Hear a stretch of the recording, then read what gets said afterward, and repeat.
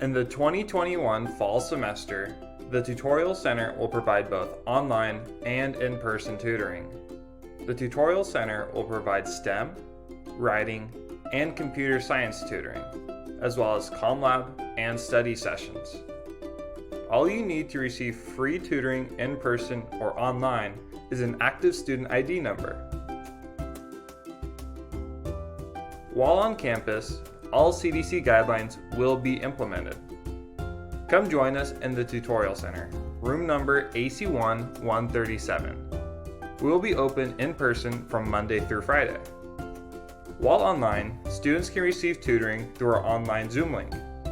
To visit the Tutorial Center Zoom, students can click the link in the description box of this video, and it is also accessible through a page on the Clovis Community College website.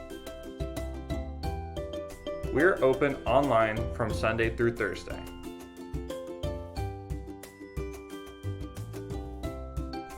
For more information about our services and upcoming events, please follow our Instagram account where we post frequent updates. We look forward to serving you.